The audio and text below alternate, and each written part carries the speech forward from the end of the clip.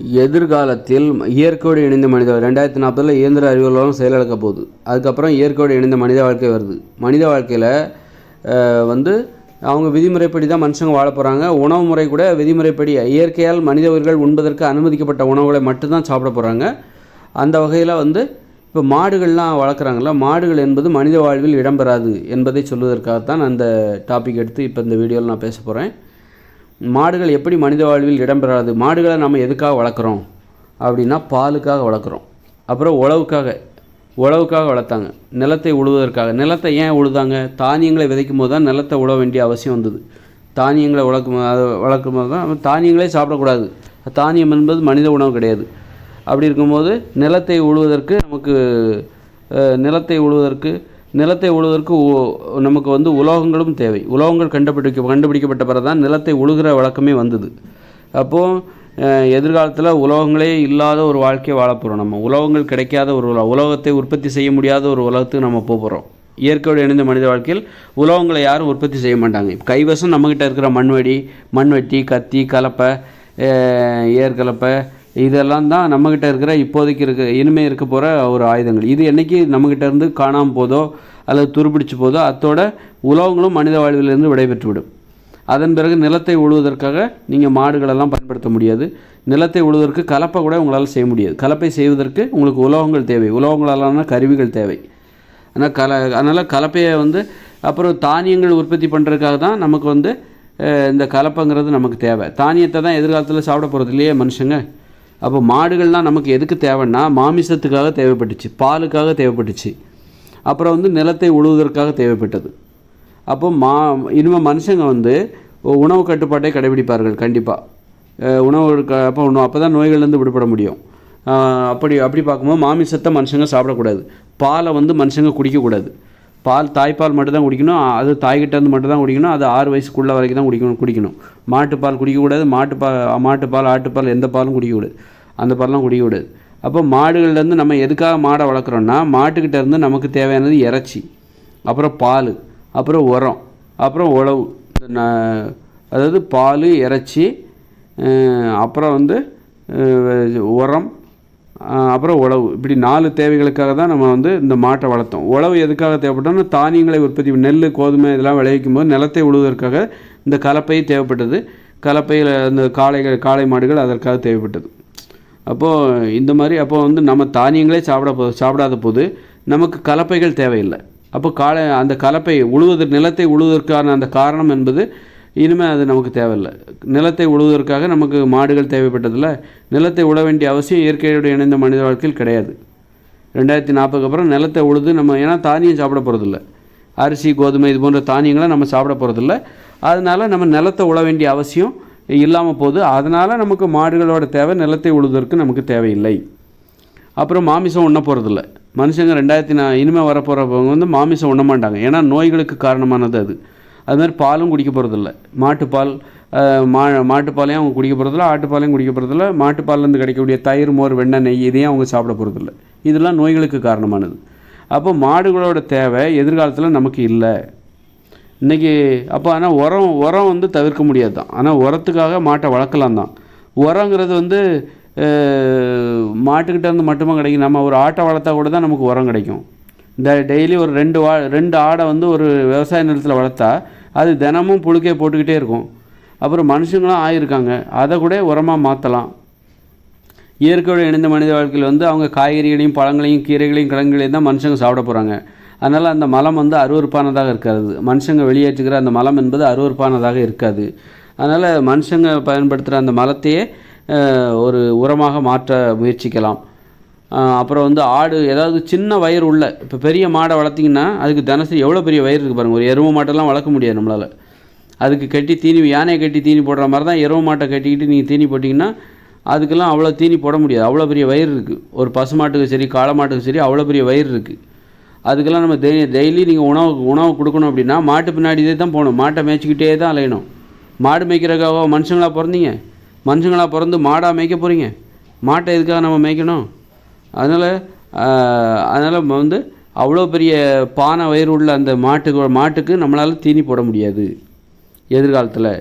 உணவு பற்றாக்குறை. நம்ம வந்து இறக்குமதி ஏற்றுமதி வியாபாரம், கடையில் போய் ஒரு உணவை வாங்குறது, மார்க்கெட்டில் போய் காய்கறி வாங்குறது, இந்த நடைமுறை இயற்கையோடு இணைந்த மனிதர்கள் கிடையாது. ஒரு ஊரில் 4800 பேர் இருப்பாங்க. அவங்களுக்கு தேவையான உணவை அவங்களே உற்பத்தி பண்ணிக்கணும். அந்த ஊரில் உள்ள விவசாய நிலங்களில் உற்பத்தி பண்ணி அவங்க சாப்பிடணும். அப்போ அவங்களுக்கு எவ்வளோ அதாவது வருஷம் முழுக்க அந்த ஊரில் இருக்கிற விவசாய நிலத்தின் மூலம் அந்த ஊரில் உள்ள மக்களுக்கு உணவை பூர்த்தி செய்ய முடியுமா? அப்போ அது மிகப்பெரிய சவால். பூர்த்தி செய்ய வைக்கணும். அப்போ சேமித்து வைக்கணும், பதப்படுத்தணும். சில உணவுகளை வந்து சீசனில் அதிகமாக வருமா, அதை நம்ம வந்து பதப்படுத்தணும், வேக வச்சு காய வச்சு அதில் தேனெல்லாம் ஊற்றி. அப்போ தேன் வளர்ப்பு ரொம்ப முக்கியம். தேனெல்லாம் ஊற்றி பக்குவப்படுத்தி வருடம் முழுக்கும் நம்ம தினசரி உணவு நம்ம வந்து கிடைக்கிற மாதிரி ஒரு வாழ்க்கை வாழணும். ரொம்ப கஷ்டப்பட்டு தான் வாழணும்.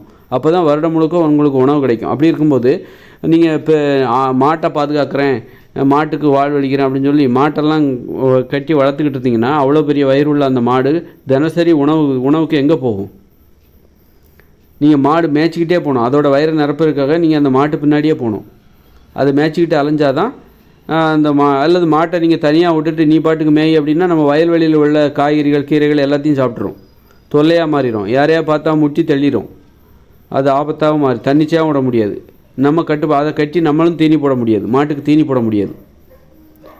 மாட்டு பின்னாடியும் நம்ம போக முடியாது. ஒரு தீர்வு என்னென்னா, அந்த மாட்டுக்கு பின்னாடியே மாட்டை மேய்ச்சிக்கிட்டே போனீங்கன்னா அதோட பெரிய வயிறு ஒரு நாள் ஃபுல்லாக மேய்ஞ்சிதுன்னா அதோட பெரிய வயிறு நிறைஞ்சு போயிடும். அப்போ நம்ம மாட்டை வளர்க்குறதுக்காக நம்ம வந்து மாடு மேய்க்கிறதுக்காக பிறந்தோம். நம்ம வாழ்க்கையை வாழணும். நமக்கு தேவையான உணவை மட்டும் நம்ம தேடிக்கிட்டு, அப்போ உணவு சிக்கனம்னு ஒன்று இருக்குது. ஆடம்பரமாக வந்து இது வந்து மாடெல்லாம் வளர்க்குறது ஆடம்பரம் எப்போ மனித வாழ்வில் வந்ததோ அப்போ தான் வந்து இந்த மாடை வளர்த்தாங்க. மாமிசம் சாப்பிடுகிற வழக்கம் எப்போ வந்ததோ அப்போ தான் ஆடுகளையும் மாடுகளையும் மனுஷங்க வளர்த்தாங்க. பால் குடிக்கிற வழக்கம் எப்போ வந்தது? இடையில வந்தது தான் இதெல்லாம். ஆரம்பத்தில் மனுஷங்க அந்த மாதிரி இருந்திருக்க மாட்டாங்க. மாமிசம் உண்ணுகிறவர்களாக இருந்திருக்க மாட்டாங்க. எப்போ மனுஷங்க வந்து வன்முறை உணர்ச்சி ஏற்படுகிறதோ அப்போ தான் வந்து மனுஷங்கிட்ட மனிதத்தன்மை இல்லாமல் போகிறதோ அப்போ தான் வந்து அவங்க வந்து இந்த மாதிரி வழக்கம், மாமிசம் உண்ணுகிற வழக்கம், தயிர், மோர், வெண்ணெய், நெய், இந்த மாதிரி பால் குடிக்கிற வழக்கம்லாம் அப்போ தான் வருது. அதனால் எதிர்காலத்தில் 2040க்கு அப்புறம் மனுஷங்க மாடுகளை வளர்க்க மாட்டாங்க. ஏன்னா மாமிசம் சாப்பிடாத ஒருத்தர் மாமிசம் சாப்பிடக்கூடாது என்கிற கொள்கையை அடிப்படையாக கொண்டு ஒருத்தர் மாமிசம் சாப்பிடுவதில்லை. அதே மாதிரி பாலும் குடிக்கிறதில்ல. பால்லேருந்து கிடைக்கிற தயிர், மோர், வெண்ணெய், நெய் இதெல்லாம் அவர் சாப்பிட்றதில்ல. அப்படின்னா அவர் இதுக்காக அவர் மாட்டை வளர்க்க போகிறார்? சொல்லுங்கள். இதுக்காக அவர் மாட்டை வளர்க்கணும்? பாலும் சாப்பிட போகிறதில்ல, அவர் மாமிசமும் சாப்பிட போகிறதில்ல, தயிர், மோர், வெண்ணையும் அவர் எடுத்துக்க மாட்டார், நெய்யும் எடுத்துக்க மாட்டார். அவர் காய்கறி, கீரை, கிழங்கு தான் சாப்பிட்றாரு.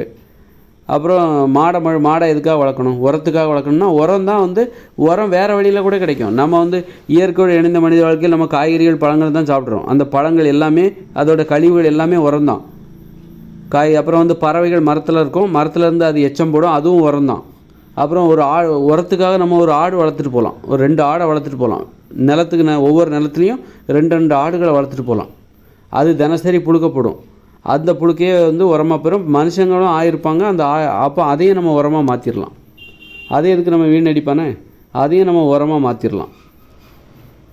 இப்படி வந்து பறவைகளிலிருந்து உரம் நமக்கு கிடைக்கும். ஒரு 2 ஆடு, ஏன்னா அது வயிறு சின்னதாக இருக்கும். அந்த 2 ஆடு அந்த நிலத்தில் உள்ள இலை தழைகளை சாப்பிட்டு அது வயிறு நிரப்பிக்கும். அதோட வயிறு நிரப்புறதுல நமக்கு ஒன்றும் கஷ்டம் கிடையாது. ஒரு 2 ஆடை வளர்த்தோன்னு வச்சுக்கோங்களேன், அதோட வயிறை தினசரி நிரப்புறதுல நமக்கு ஒன்றும் கஷ்டம் கிடையாது. ஆனால் ஒரு மாட்டை வளர்த்திங்கன்னா ஒவ்வொரு மாடும் 4 பேர் சாப்பிட்ற சாப்பாடை சாப்பிடும். அது ஒவ்வொரு மாட்டுக்கும் 4-5 பேர் சாப்பிட்ற சாப்பாடு அதுக்கு தேவை. அதோட உணவை நம்ம பூர்த்தி பண்ணோம். மாட்டை பாதுகாக்கிறங்கிற பேரில் அதுக்கு தேவையான உணவு கொடுத்தோம்னா மனுஷங்களுக்கு உணவு கிடைக்காது. மனுஷங்களுக்கே எங்கள் உணவு தேவையை பூர்த்தி பண்ணுறது ரொம்ப கஷ்டமாக இருக்குது. அப்படி இருக்கும்போது எதிர்காலத்தில் நம்ம பாலும் குடிக்க போகிறதில்ல, மாட்டு பாலும் குடிக்க போகிறதில்ல, மாமிசமும் சாப்பிட போகிறதில்ல, மாட்டு மாமிசமும் சாப்பிட போகிறதில்ல. அப்புறம் நிலத்தை உழுவதற்காக கூட மாடை நம்ம பயன்படுத்த போகிறதில்ல. உலோகங்கள், அந்த கலப்பைகள், தானியங்களை உற்பத்தி பண்ணுறதுக்காக தான் கலப்பைகள் தேவைப்பட்டது. நிலத்தை உழுவதற்காக கலப்பைகள் தேவைப்பட்டது. தானியத்தையும் அவங்க உற்பத்தி பண்ண போகிறதில்ல, தானியத்தையும் சாப்பிட மாட்டாங்க. நோய்களை தரக்கூடியது தானிய உணவுகள். அப்போ இந்த மாடுகள் நமக்கு தேவையே இல்லை. மாடுகள் என்பது தேவையில்லாத ஒன்று, தேவையற்ற ஒரு சுமை தான். ஆடம்பரமான ஒரு உயிரினம், தேவையில்லாத ஒன்று, சுமையாக அது மாறிவிடும். மாடு வந்து சுமையாக மாறிவிடும். அதில் உணவு பால் கிடைக்கும், அதை குடித்தா நோய் வரும். பால் குடித்தா நோய் வரும். தயிர், மோர், வெண்ணெய் இதெல்லாம் நோய்களை தரும். இப்படி அப்போ எதிர்காலத்தில் மாடுகளுக்கு மனித வாழ்வில் இடம் கிடையாது. மனித வாழ்விலிருந்து மாடுகள் விடைபெற்று சென்றுவிடும். ஏற்கனவே நம்ம நாய்களுக்கு மனித வாழ்வில் இடம் கிடையாதுன்னு ஒரு வீடியோ போட்டிருக்கோம். இதுக்கு முந்தின வீடியோ அதை பற்றினது தான். இப்போ மாடுகளுக்கும் மனித வாழ்வில் இடம் கிடையாது. மாடுகளோட வயிறு அவ்வளோ பெருசு. அவைக்கெல்லாம் அவற்றுக்கெல்லாம் நம்ம உணவெல்லாம் கொடுக்க முடியாது. மாடு பின்னாடியே நம்ம போயிட்டே இருக்க முடியாது. மாடை மேய்ச்சிக்கிட்டு மாடை பின்னாடி அதோட வயிறை நிரப்புறதுக்காக நம்ம போக முடியாது. மாட்டுப்பாலும் நம்ம குடிக்க போகிறதில்ல, மாட்டு மாமிசமும் நம்ம சாப்பிட போகிறதில்ல.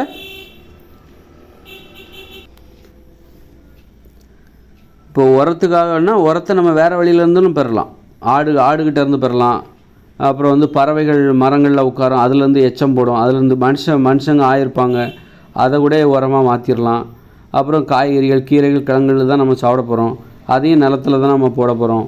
இப்படி வேறு வழிகளில் நமக்கு இது கிடைக்கும். எது கிடைக்கும்? உரம் கிடைக்கும். உரம். அதனால் உரத்துக்கு மாட்டை வளர்க்குறது அப்போ ஒருவேளை மாடை எப்படி வளர்க்கலாம்?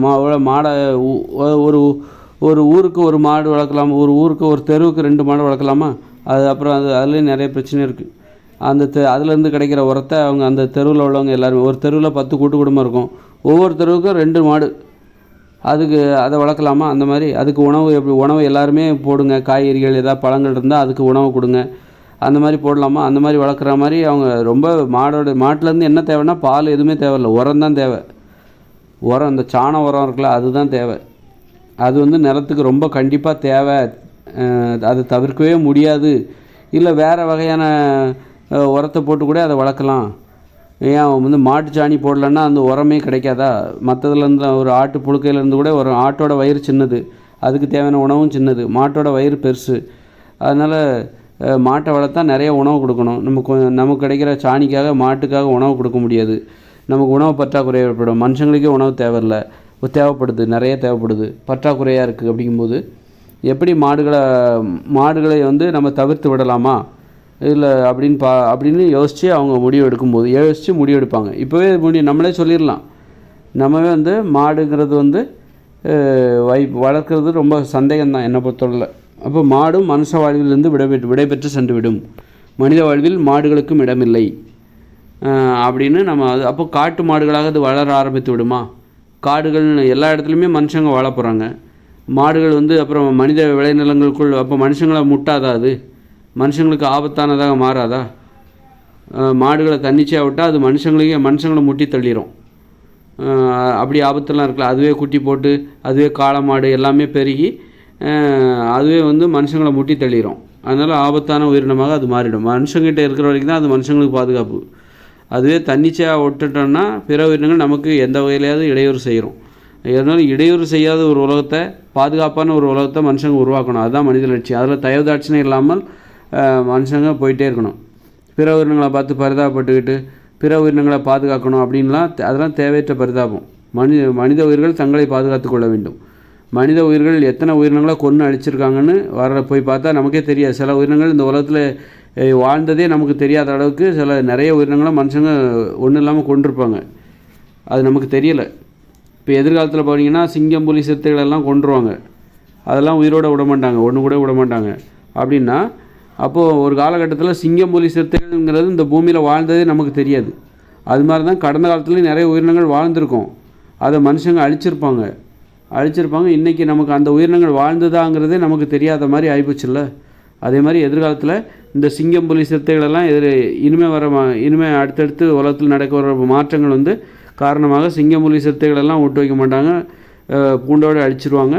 அழிக்கும்போது எதிர்காலத்தில் சிங்கம், புலி, சிறுத்தைகள் இது போன்ற உயிரினங்கள் இந்த உலகத்தில் வாழ்ந்திருக்குங்கிற சுவடுகளே இல்லாமல் அந்த மாதிரி ஒரு இதே இல்லாமல் போயிடும். அது மாதிரி நிறைய உயிரினங்கள் மனுஷங்களுக்கு எதெல்லாம் ஆபத்தானதும் அச்சுறுத்தலாகவும் இருக்கோ அதெல்லாம் அழிச்சிருவாங்க. மனுஷங்களுக்கு இந்த பூமி பாதுகாப்பான ஒன்று, மனுஷங்களோட வாழ்விடம் பூமி அப்படின்னு எந்த விதத்துலேயும் மனுஷங்களுக்கு அச்சுறுத்தல் இல்லவே இல்லை அப்படிங்கிற மாதிரி அச்சுறுத்தலை குறைப்பாங்க. அச்சுறுத்தலே இல்லாத ஒரு சூழலை ஏற்படுத்த முடியாது, ஆனால் அச்சுறுத்தலை ரொம்பவும் குறைச்சிருவாங்க. ரொம்பவும் குறைச்சி ஒரு பாதுகாப்பான வாழ்க்கையை நோக்கி தான் அவங்க போயிட்டுருப்பாங்க. அதில் சந்தேகமே இல்லை. அந்த வகையில் இந்த வீடியோவில் நம்ம எதை சொல்ல வந்தோம்னா, மாடுகளுக்கு எதிர்காலத்தில் மனித வாழ்வில் இடமில்லை அப்படின்னா அதை தன்னிச்சையாகவும் வாழ விட முடியாது. தன்னிச்சையாக வாழ்ந்தால் அது நம்மளே முட்டி தள்ளி நமக்கு எதிராக மாறிடும். அப்படிங்கும்போது அப்போது ஒரு வேளை மாடுங்கிற இனத்தையே அழிச்சிருவாங்களோ மனுஷங்க அப்படிங்கன்னா, மாட்டுறது நமக்கு என்ன தேவை? உரம் தான் தேவை. மாமிசம் சாப்பிட மாட்டாங்க, பால் சாப்பிட மாட்டாங்க, தயிர் மோர் வெண்ணெய் இதெல்லாம் சாப்பிட மாட்டாங்க. அப்படின்னா மாட்டுக்கிட்டேருந்து நமக்கு என்ன தேவை அப்படின்னா அந்த உரம் தான். அந்த உரம் வேறு வகையில் கூட நம்ம பெறலாம். அப்படின்னா இன்னும் எளிதாக ஒரு ஆட்டுக்கிட்ட இருந்து பெறலாம். வேறு உயிரினம்லாம் இருக்குல்ல, வேறு உயிரினங்களும் இங்கே இருக்கும், அதுக்கிட்டேருந்து கூட நம்ம பெறலாம். மனித மலத்திலிருந்து பெறலாம் உரத்தை. ஒரு ஆட்டுக்கிட்ட இருந்து பெறலாம். அப்புறம் பறவைகளை நம்மளால் ஒழிக்க முடியாது. அதனால் பறவைகள் என்ன பண்ணும், மரத்தில் உட்காந்து அது எச்சம் போடும், அது கூட நிலத்திற்கு உரமாக அமையும். இந்த மாதிரி உரங்கிறது வேறு உயிரினத்துலேருந்து கிடச்சா அது வேண்டான்னு இப்போ நம்ம என்ன நிலத்தில் உரமாக போட்டுக்கிட்டு, இப்போ பாருங்கள் எல்லாம் யூரியா தான் போட்டுட்ருக்காங்க. யார் பசுஞ்சாரான உரத்தை போட்டுட்ருக்காங்க? மாடே இப்போ குறைஞ்சி போச்சு. அப்போ யார் அந்த மாதிரி கூட நம்ம இருக்க தான் செய்கிறோம். அதுக்காக அப்படியே இருந்துடக்கூடாது. கண்டிப்பாக நிலத்துக்கு உரம் தேவை. அதை வேறு மாடுகளிடமிருந்து நம்ம மாடுகளை வளர்க்காத போது அப்போ வேறு வகைகளிடமிருந்து உரம் நம்மளுக்கு கிடைக்கும். அப்படின்னா மாடுகளுக்கு மனித வாழ்வில் இடமில்லை என்பது உறுதியாக தெரிகிறது என்பது தான் உண்மை.